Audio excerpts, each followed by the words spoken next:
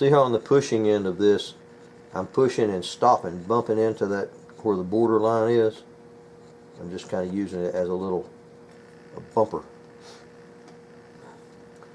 That's the reason that I leave my borders until the very last thing to clean up, because I've got all these bump marks where I've been pushing into it. I was watching a video by Midway one time on restoring a Model 11 Remington,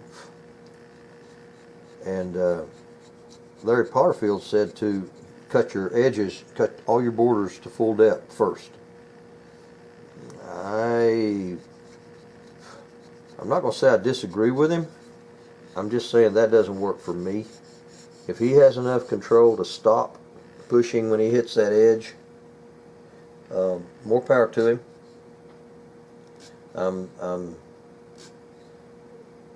I'm envious, but I don't have that much control. I need that little bit of wood there to bump into. So I leave my edges till the very last thing and clean it all up at once.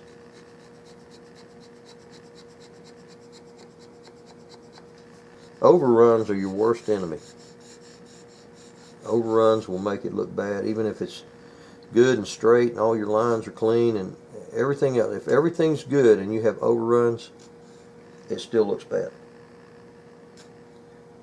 See, this end is not quite so hard because I'm actually starting with the back of my cutter. See right there at the very back end of the cutter, I'm starting with that and pushing.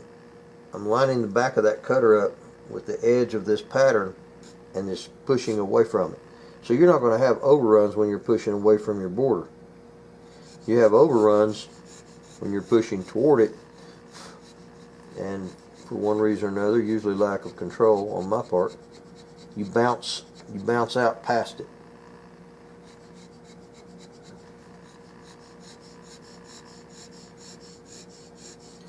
And they do look ugly. This is my next to the last cut. I'm going to come back and cut it one more time this way with a single cutter and just do it very lightly and just clean it up, because this is my next to the last cut. I'm going home. It's late, it's dark, and this lets me know where I'm going to start again tomorrow, because when it's this far close to being finished, there's not a lot of difference in that and that. So I'm going to start right there and come back this way.